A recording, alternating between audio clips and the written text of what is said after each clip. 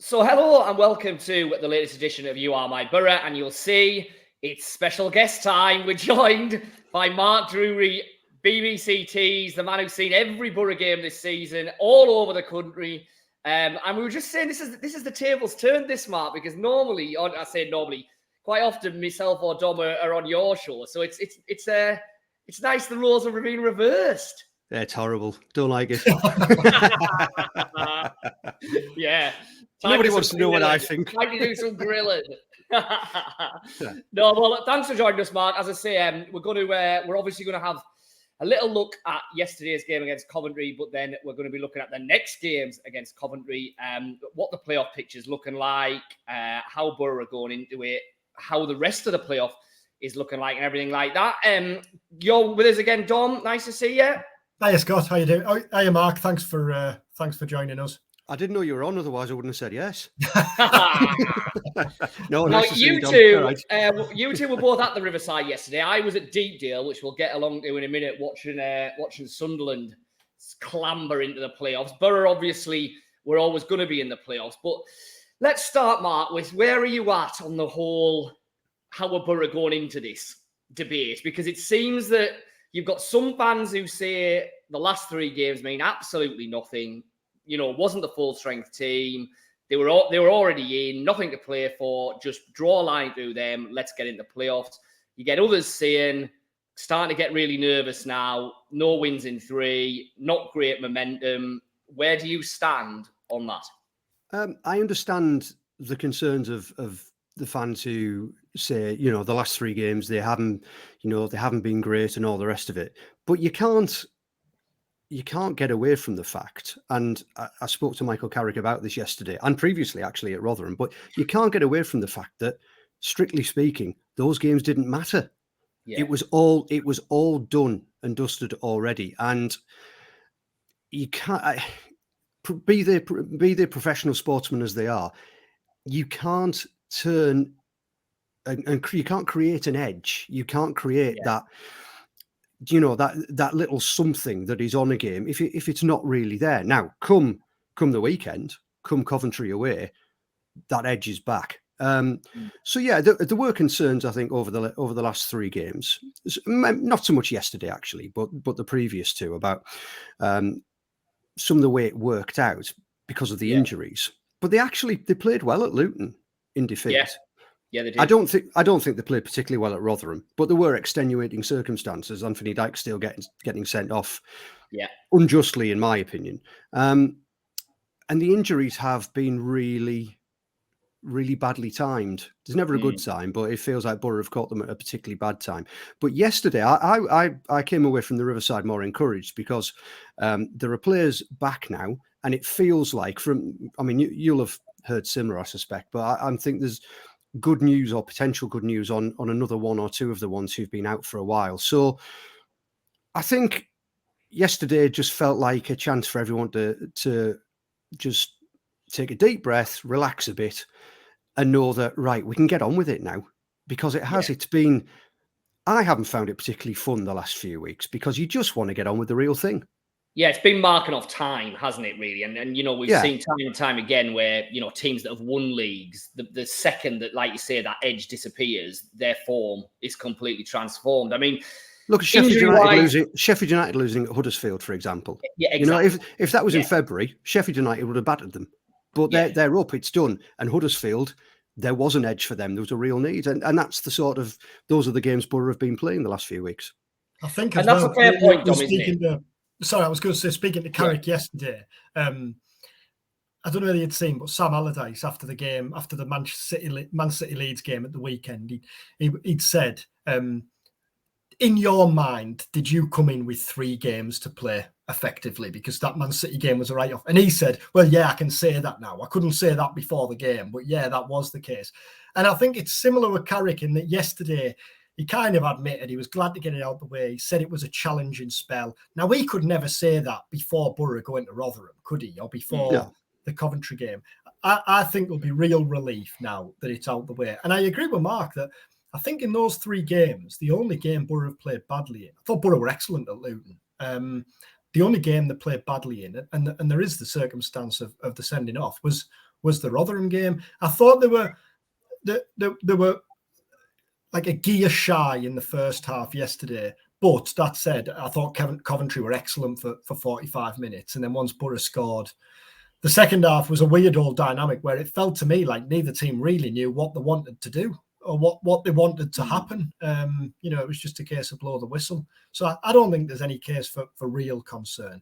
The worrying part, as you're going to get to, I'm sure, Scott, is the injury situation, isn't it? Yeah, well, we're just going to touch on that. I mean, I think we said before the Coventry game that Howson felt like the key one. And I think it probably still does, doesn't it, Mark? Would you agree with that? Both in terms of what he gives you as a defensive midfielder, but then just also the fact that he's Johnny Howson, skipper, leader, been through the playoffs, won the playoffs, et cetera, et cetera.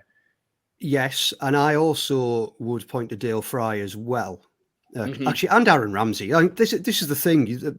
Boro, the injuries we're talking about are to big players. Yeah. But yes, you're right. Johnny Howson is key. His experience, his know-how. Also, the fact he's still a really good player. Yeah, well, that's it. Michael Carrick hasn't been picking players all season on how nice they are or how much he respects them. He picks them because he thinks they're in his best team. And Johnny Howson's been there, hasn't he, all season? So yeah, Boro, they do miss him, and they will miss him for as long as he's not around. I suspect if he does come back, it will be for the final. I'd be pleasantly surprised if it's for the either leg of the semi-final, and then obviously it depends on them getting there. But Boro are just on a knife edge, aren't they, in central defence? I mean, Paddy McNair sat down with 20 minutes, quarter of an hour to go yesterday, and immediately everybody in the ground sort of looks and goes, "Oh, is he all right?" Because if not, what are we going to do? Now, as it turns out, he was all right. And actually, I had a quick word with him, and someone said, "I was worried about you there." And he went, "Oh, I just fancied to sit down." But that's, So if Dale Fry isn't going to be around during the playoffs, then Michael Carrick will have his fingers firmly crossed for his two centre-backs. And Ramsey, after a relatively slow start, has developed into one of Boro's best players in the second half of the season. So they are, I think right now, Ramsey's in the first choice 11, Howson's in the first choice 11, and Dale Fry might well be. He'd been a lot of fans' first choice 11. So that's the stature of the players that we're talking about. And I think if Marcus Forss isn't in the first choice 11, then he's definitely in the first 13 or 14, if that makes sense, isn't he? He's if he doesn't start, he's the first port of call from the bench. Or if Carrick fancies tinkering with something on the flank, then it's Forss or Ramsey, or Forss or Jones now. Yeah. And what Forss brings you is goals. I mean, he's 10 for the season, which shouldn't be underestimated, because obviously with the form of Chuba Akpom and Cameron Archer, he's sort of gone a little unnoticed. But to score 10 goals from that position he's been playing, which is an unfamiliar position, and he's played nowhere near the full season, because let's remember he's a development signing by the club, in the words of Chris Wilder, then he's done really well. So I think he might well be involved at some point over the course of the semi-final. But I still think Ramsey's ahead of him in the pecking order if they're both fit. The Ramsey thing, though, is complicated, isn't it? By the fact that obviously Villa have an input into that, and the big input.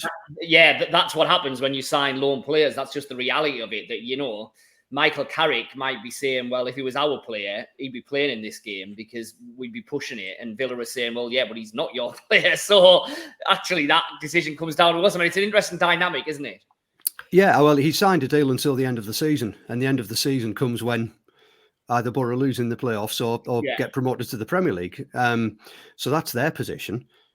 But as you say, it's not quite as clear and cut and dried as that, is it? Because Aston Villa I forget who it was, but they had a lone player last season who had a very similar injury, and they felt he was rushed back, and they are determined the same thing is not going to happen with Aaron Ramsey. So I think there's a bit of a tug of war going on. We've talked about it, Mark, on here over recent weeks. What do you think the summer looks like for Ramsey and Archer? Do you think there's any chance of Boro getting them back? I think it's the obvious answer, isn't it? It depends where Boro are. If you are a newly minted Premier League club, you immediately have more money to play with, and you are immediately more attractive destination for any player. I think Boro will do very well to get Cameron Archer on a permanent basis, because there will be other clubs interested in him. And now looking after what he's done at Preston previously and at Boro this year, there will be clubs in the Premier League who will be looking and thinking, right, let's see if we think he probably can. Let's see if he can do it in the Premier League. So I think Boro would have very stiff competition for him. Ramsey, I don't know. It depends. I suspect Villa would want to have a look at him again because he's done so well. But he's got such a crowded road to get through, to get to Aston Villa's first team in the position he plays. Boro might have a better chance there, I suspect. I think you could make a case for another loan for Ramsey. Yeah, potentially. Archer, not so. Archer's, clearly at the stage now where I think he's good. He's either ready for Villa now, or he's probably never going to be deemed ready. Whereas Ramsey, I think you could make a case for another loan. And when it comes to another loan, if Boro don't go up and they're in the Championship, it will be harder for them to convince Villa that, let's have him for a full season, because they might be going, well, all right, he can go out on loan, but he needs to be on loan at the Premier League side. So we want to see if he can. There's an awful lot riding on the next few weeks, and and when you talk to Kieran Scott, he'll tell you that his head's exploding because he's compiling 2 lists at the moment, and he'd quite like to know which one he's going to have to start shopping with. It's going to be. So it is Coventry. We know that now. I mean, I guess if we're saying that it's unfair to read too much into what Boro were like yesterday, then the same is probably true of Coventry, because obviously they were, in a strange situation, as Dom said, in that second half, where it was okay for them to hold things as they were. I mean, what have you made of Coventry, Mark? How do you think the two sides shape up for that? I mean, the evidence would suggest there's not a great deal between them. You've said for months that you don't want Coventry in the playoffs, haven't you? Yeah, and so you knew it would come to pass. There we go. Yeah. No, I think that when you say Coventry knew it was done, they weren't certain it was done. So I think, and this is why I asked Michael Carrick after the game yesterday, look, there was nothing on this for you, which he at this point admitted, but there was for them. There was an edge to the game for them because they needed a point minimum. And what I asked him was, have you seen everything they've got to offer? And his response was, well, Sunday, it will be very different. And I think he's right. But I do think we saw a lot of what Coventry had to offer, particularly in the first half yesterday.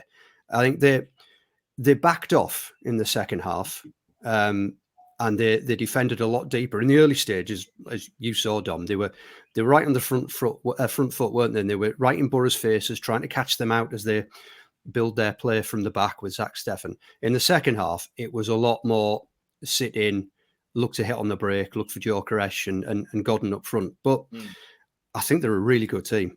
I think they're a very good team with a very good manager. And I think for Mark Robins not to be in the running for manager of the season is a pretty glaring omission for me.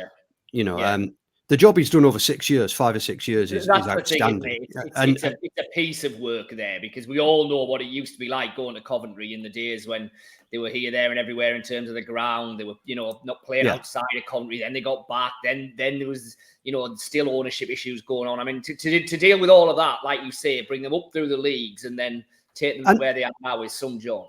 And look at this season. And even if none of that had happened, look at this season in isolation for them.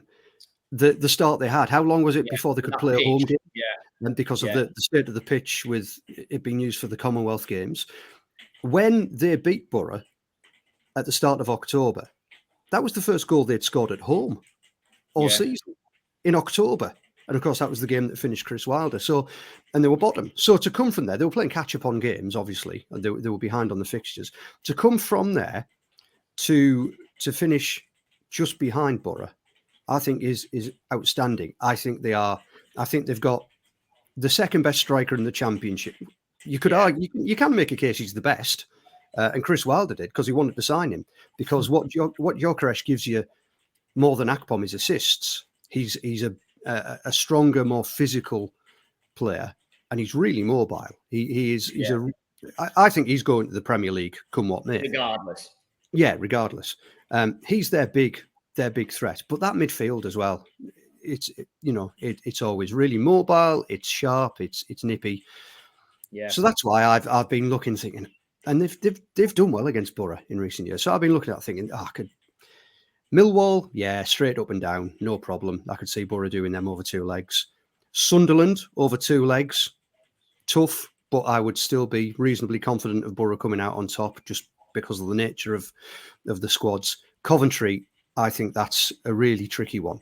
That said, I still think Boro should beat them. I think Boro have got enough, easily enough, to get to the final.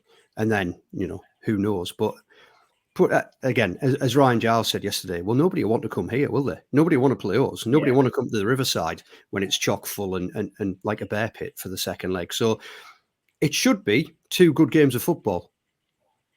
I think interesting yesterday, there was clearly a difference in emotion at full time, and that's because Coventry knew everything that was at stake, whereas Boro there was very little at stake.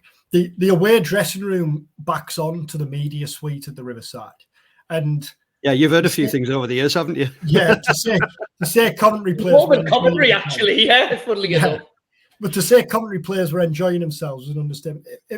I thought that was a boxing card. Sweet Caroline was belting out. I thought it was just the main event was just about to start. They were going through all the hits in there. And then Robbins comes in and talks about how kind of now we've got to almost kind of restabilize ourselves to start again. Robbins was saying that he thinks there's much more to come from Boro. And while Carrick is clearly kind of suggesting or trying to suggest that maybe none of his injured players will be back, Robbins was pretty clear in saying, we're preparing for the possibility of Boro looking a bit different when we play them next week. When you say there about where Coventry have come from, the last time Boro were in the Premier League, Coventry got relegated from League One to League Two. Robbins was the manager. He has done a remarkable job. And he talked yesterday about how it's a phenomenal job in reaching the playoffs. Then Carrick came in and said nothing's been achieved yet. We'll assess in a couple of weeks' time.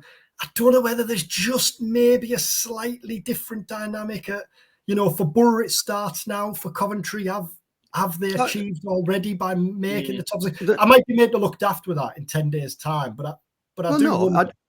No matter what happens, I don't think you will, because there is a different dynamic with both. The Coventry are having a season in the sun. They're having a great adventure. For Boro, this is business. But even if Coventry do come out on top, it doesn't mean their way was right and Boro's was wrong. It just means that, on they go and they keep dreaming. But Michael Carrick is very much, nothing's been achieved yet. This is our job. I mean, how many times has he said in interviews, particularly post-match, that, if I'm trying to think of a game, Norwich, you bang 5 goals in against Norwich, and do you enjoy that? Well, it's my job. I think we're allowed to enjoy our jobs personally, but he seems to be certainly publicly of a very different outlook, very different mindset. But no, they are going about things in a different way, and I think it's to be expected, particularly when you remember Boro have been there. They've been waiting for the semi-final for weeks. All they've been waiting for is who is it? So yes, for them it is very much work, I think. Scott, and what about the fact? Sorry, go on. I was going to say. Obviously, you were at Sunderland yesterday. I know this isn't a scientific study, but yesterday on Twitter, I asked Boro fans if they had any preference before the game as to how it played out, and the general consensus seemed to be, no more injuries, but then it seemed to be that the team they wanted was Millwall, the team they didn't want was Sunderland. Coventry was probably the halfway house. In the middle. How do you assess the playoffs on the whole, Scott? Because I was just going to get round to that. I mean, you'll see there, Boro are favourites. Just a shade, it's got to be said, ahead of Luton. Then we have Sunderland. Then we have Coventry. Sunderland were yesterday what Sunderland kind of have been for chunks of the season, which was really good for 20 minutes. And in that 20-minute burst, with the attackers that they've got, they can put a game in a completely different position from where it's been for the rest of the game, if that kind of makes sense. Now, They've still got massive injury problems. They don't really have a centre half. They lost another fullback yesterday, Serkin, who it doesn't sound like he's going to be able to make it.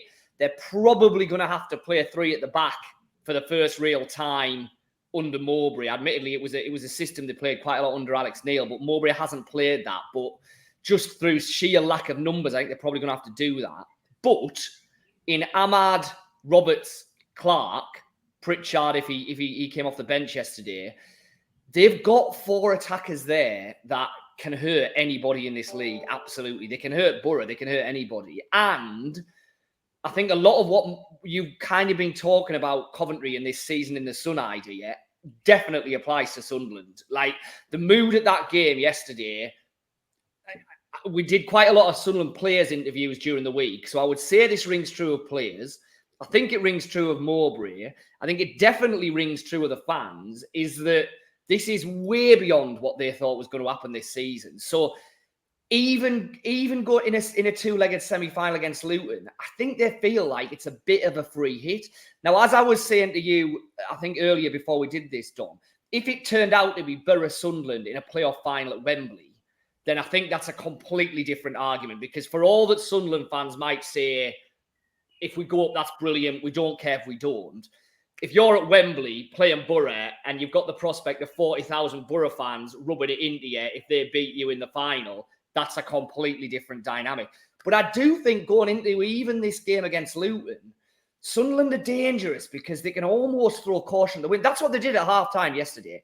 Serkin got injured, so Mowbray had to make a change. But he took off a left-back and he brought on Alex Pritchard as a number 10. And he went to 3 at the back and he basically said, we've got to win this game. If we don't do it, so what? We haven't lost anything. Let's just have a go at them. And 15 minutes later, they were 3-0 up. So I think that's the danger with Sunderland. I think Sunderland will edge it over Luton over 2 legs. I do. What do you think, Mark? I think the Met Police won't be hoping for that. Do you? Bearing in mind, Newcastle is it at Chelsea the same weekend as the playoff final? There's meant to be 10,000 Newcastle fans going down to Chelsea for their final game of the season the day after. So, goodness me, that would be something. I think the trains. If they're on service stations, trains, everything. I think the first thing I'd say about Sunderland is Tony Mowbray has done a magnificent job. Oh, yeah, magnificent job. I think he's a tremendous manager. I love the football his teams play. I love the way he creates teams. I love the way he improves players. Yeah. He did it at Middlesbrough. I think he got a really raw deal, or gets a raw deal from some fans, because I don't think it's always fully appreciated the absolute carnage he walked into, the mess, the debris of the Gordon Strachan era. Yeah, how little he had to work with financially. All the money that had been spent, exactly. Yeah. And of course, he had to work with, how many players was it? 4 players he'd binned off at Celtic and was doing and he was like, and he was doing a little victory dance at having got rid of them. And then, well, you'll have heard this story, won't you? The first team meeting that they had, him and Mark Venus, when they took over, and now they were on the front row, the Celtic players all lined, the ex-Celtic players all lined up. And then walks Mark Venus. All right, lads. So honestly, I think he worked wonders. And what he's done at Sunderland is absolutely brilliant. I still think Boro would beat them over 2 legs. But that doesn't matter anymore, does it? I think it would be nerve-shredding, absolutely nerve-shredding to face them at Wembley for all involved, even though it's not a derby, apparently. I think it would... Can you imagine? It would be an incredible occasion. It would be absolutely amazing. But the stakes would be that much higher, wouldn't they? That's the thing. Certainly for the fans. I don't know about the players. I mean, there can't be much higher for players than being 90 minutes away from the Premier League. Yeah. But for the fans, wow, that would be quite something. Yeah. Doesn't it? Yeah. Everything around it. Yeah. But yeah, I think he's done brilliantly. I think they would be a much more fearsome prospect with Ross Stewart fit. But clearly that's not going to happen. Yeah. And I wouldn't be that surprised if they did magic up a win over Luton, because Luton having to deal with the same thing Middlesbrough have had to deal with, which is they've mentally they've knocked off for 3 weeks. And they also, was it 8 changes I think they made for their game yesterday, as Rob Edwards is trying to keep everyone fit and healthy. So it's just that age-old question: can you turn it on and off? Like a light switch. That's what we're about to find out. One of the interesting things with that game, and I know we've touched on it, Don. I'd be interested to see what you. I mean, I actually think that playing away second probably suits Sunderland in this kind 100%. of pre-hit mentality, because I think that at the Stadium of Light, they've not been great this season. They've found games hard to win at the Stadium of Light. Even if they were to lose 1-0 in that first game, in a strange way, that then makes up their mind for that second game at Luton. But whatever happens, I think they go down to Luton and just say, right, okay, you come at us and we'll hit you on the break and we'll just throw everything we've got at it. And that kind of suits them, I think. Now, is it a massive advantage to Boro having the second leg at home, do you think, for them? Because they're set up very differently to Sunderland. As we've touched on, the pressures of the game, everything around the game is different. I mean, how do you think the dynamics of the two-legged? Because actually nowadays, two-legged matches are becoming increasingly rare. You don't get them in the League Cup anymore like you used to, really. Other than obviously when you get the semi-finals. A lot of rounds, there's no FA Cup, blah, blah, blah. How does the dynamics of that work, do you think, for Boro? I agree that I think it suits Sunderland to be away second. I think it suits Boro 100% to be coming back home second. Yeah. Have Boro failed to score at home under Carrick? I don't think they have. Once. Was it Bristol City? I thought that was. Yeah, I think it was. That was a 1-1 draw. Maybe they haven't then. There you go. Yeah. They failed to score at Rotherham. They failed to score at West Brom. They failed to score at Sunderland. I don't think. We're all going to tap up now. Yeah, I was going to say, Scott, I'll babble on for 30 seconds. I'll babble on for 30 seconds while you look. Regardless, if you come to the Riverside, it's going to be hard to keep Boro out for 90 minutes, especially if you're, say Boro were edged out in the first leg 1-0 and Coventry are coming and the natural instinct is to protect that narrow lead. Hellfire, you've got to be good defensively if you're going to keep Boro out for 90 minutes. So I think it suits Boro coming back home second. Because you are right. The last time Boro failed to score at home was the goalless Huddersfield draw in the So I think Boro will score at home probably more than once. And I think that then puts the onus really on Coventry in that first leg. Coventry have got to win that first leg, really, haven't they? I think they're looking at that and thinking we've got to go back to the Riverside with some sort of advantage. That said, I thought, you touched on it there, Mark. I mean, Gyökeres is a class act, isn't he? I thought Hamer was the best player on the pitch for certainly in the first half yesterday. I think it'll make for 2 really entertaining legs, Boro and Coventry. I think Boro Ledger. I think we're destined for a Boro Sunderland final. I really do. Is that just because you can imagine the pull-out supplement? No, there is that. If our advertising team are watching, imagine the hell I'm getting down there, like you say, get everything booked up now and everything. Just imagine Mowbray's pre-match press conference. It lasts all 3 days. It writes itself, doesn't it? Yeah, it writes itself. North East derby, winner takes all. Yeah. The man in charge of Sunderland up against his hometown club, who he captained, who he managed, and who he still supports. Yeah, it's just all there, isn't it? So to wrap up, then, Mark. I mean, you're going into this in pretty optimistic mood, pretty upbeat mood. Albeit a fair amount of respect for Coventry, but we keep on going back to this.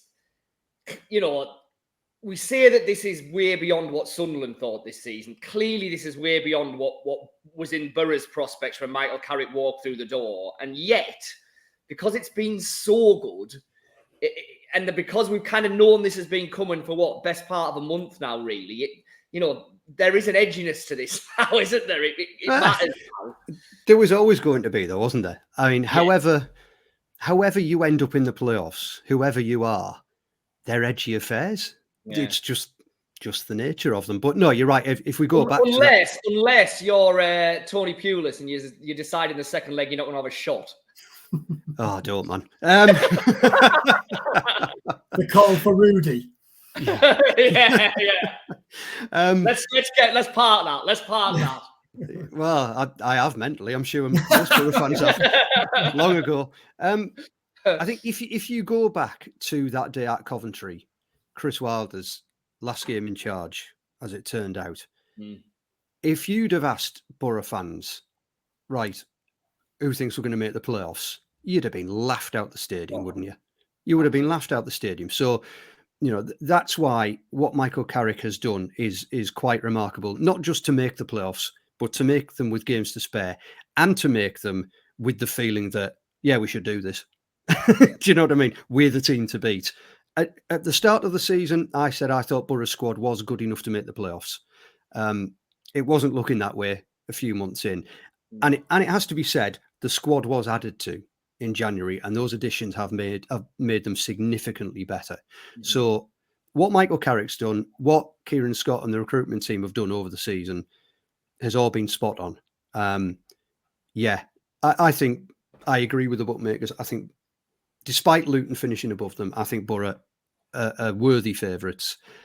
And all things being equal, I expect them to get past Coventry. But yeah, it will be bloody nervy.